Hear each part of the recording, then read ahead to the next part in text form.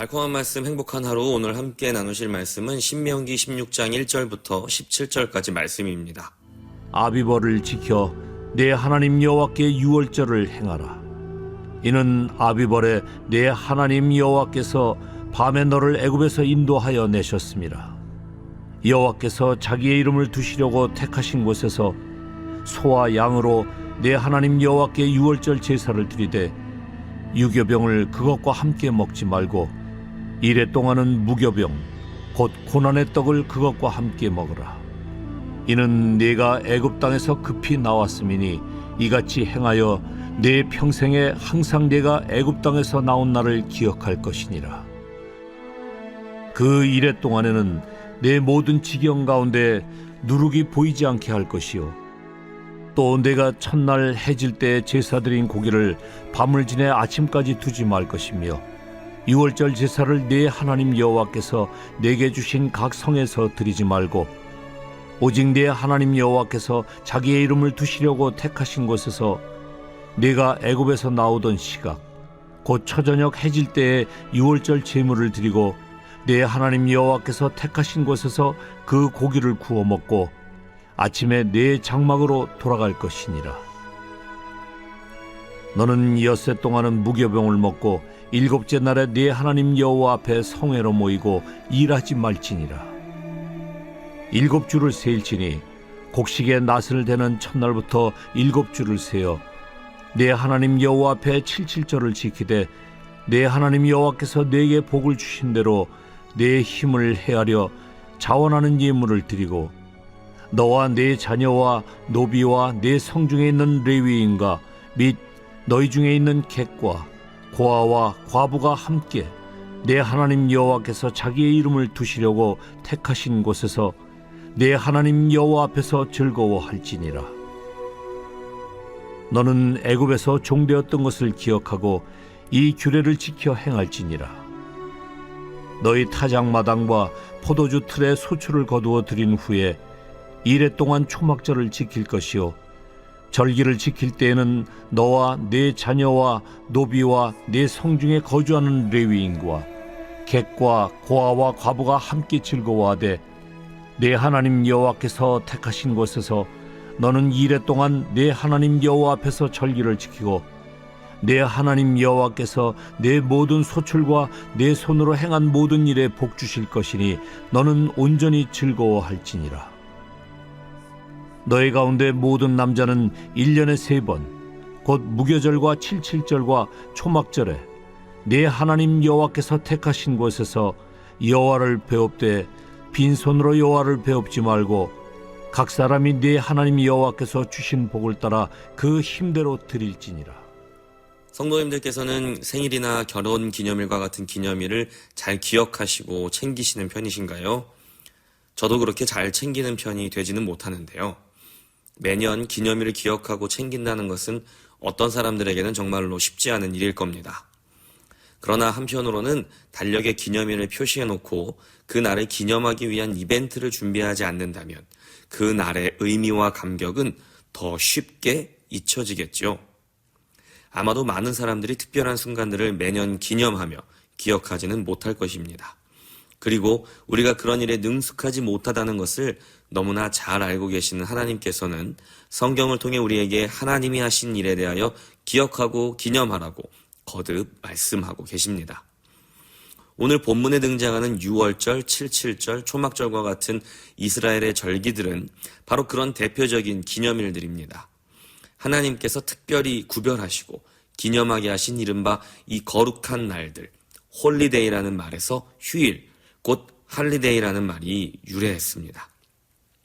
이스라엘은 이 거룩한 날들을 통해서 하나님께서 이스라엘에게 행하신 놀라운 일들에 대하여 매년 기념하고 기억해야 했습니다. 그리고 그 날을 기념하는 방식은 그날의 감격을 체험하고 재현하는 방식이 포함되어 있었습니다. 몸으로 경험하며 기억하고 새기라는 의미가 담겨 있는 것입니다. 먼저 유월절을 살펴보겠습니다. 아비벌을 지켜 내 하나님 여호와께 유월절을 행하라.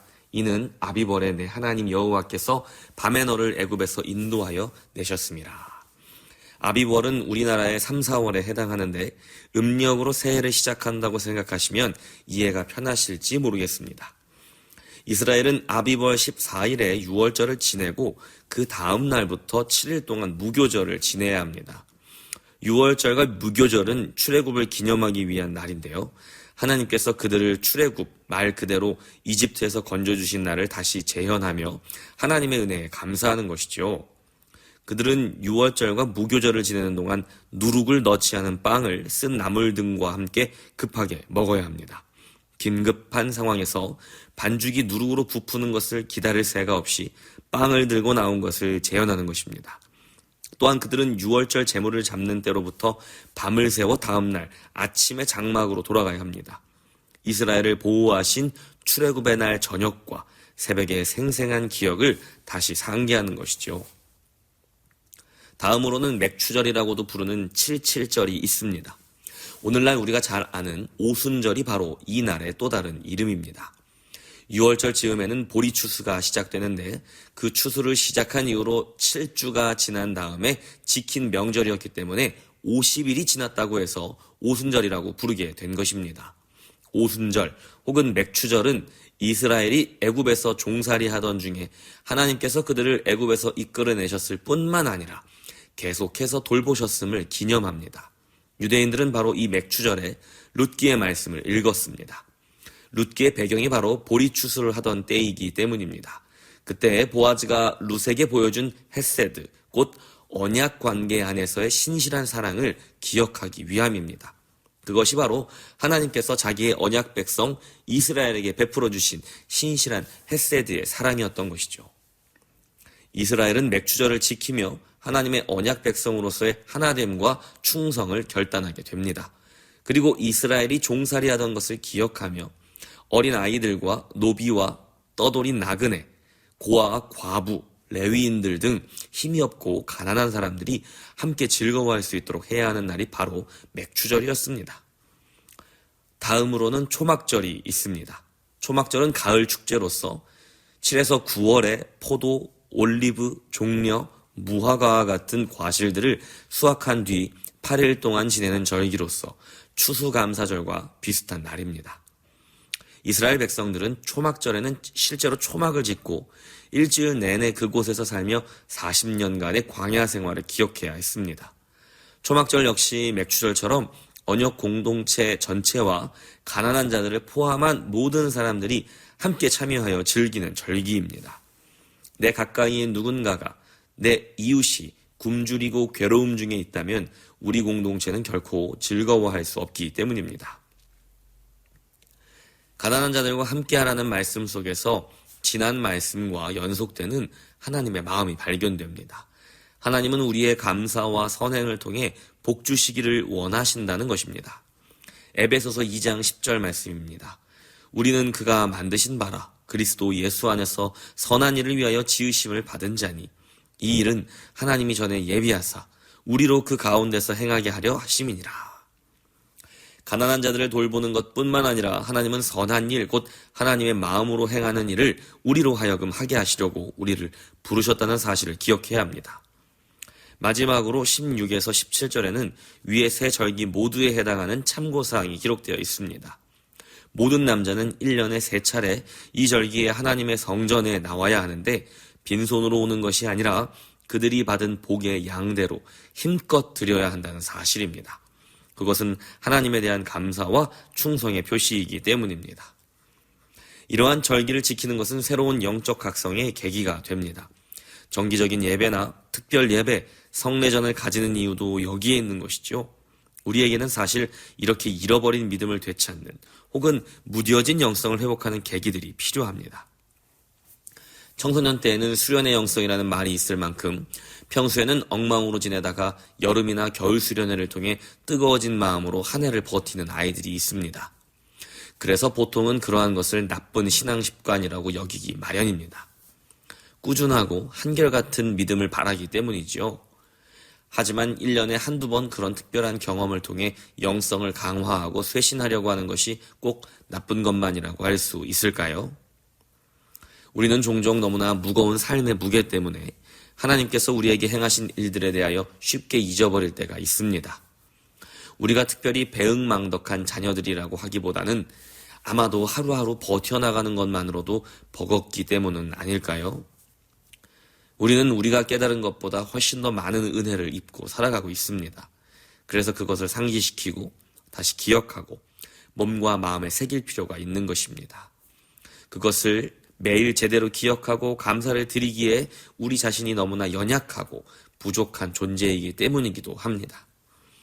그래서 하나님은 성경을 통해 자기 백성들에게 반복해서 기억하라 하고 강조하시는 것입니다. 바로 오늘 본문의 6월절, 77절, 초막절과 같은 절기에 관한 말씀이 대표적이라고 할 수 있습니다.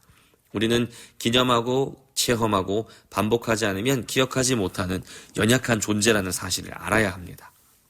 성 어거스틴은 눈에 보이지 않는 은혜를 눈에 보이는 형태로 나타내는 것이 바로 성례이다라고 했습니다.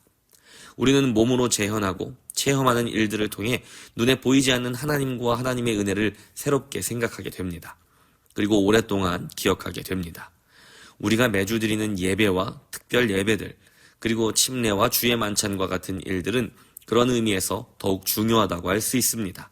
우리 예수님은 식사 자리에서 먹고 마시는 것을 통하여 십자가에서 행하신 주님의 살과 피의 의미를 기억하고 기념하도록 하셨습니다. 매주 반복되는 성경 읽기와 이렇게 달콤한 말씀을 듣고 묵상하시는 것, 늦은 저녁 먼 곳에서부터 기도회에 와서 자리에 앉아 기도하는 것, 주일 아침 정신없이 아이들과 자기 몸을 챙겨서 예배당으로 나와 예배를 드리는 것, 교육부서에서도 철도 안 든 아이들을 참고 섬기는 모든 것, 정신도 없고 자리도 없지만 엉덩이를 붙이고 앉아서 불편하게 먹는 주일 식사, 그 모든 행동들 속에는 우리를 향한 하나님의 부지런함과 성실함과 변함없는 그 신실함에 대한 묵상이 담겨 있습니다. 공동체의 하나됨을 기념하는 의미가 담겨 있습니다. 우리는 그렇게 몸과 마음으로 하나님의 사랑과 은혜, 또 하나님이 주신 공동체의 소중함을 몸과 마음에 새기고 돌아가는 것입니다. 오늘 하루도 반복되는 신앙의 습관들, 그리고 반복되는 일상 속에서 하나님의 은혜를 묵상해 보십시오.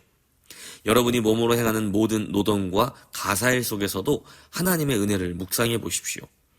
몸으로 배우는 것은 훨씬 더 오래 기억됩니다. 온몸으로 기념하고 기억하는 하나님의 은혜를 묵상하고 또 기뻐하는 하루가 되시기를 축복합니다.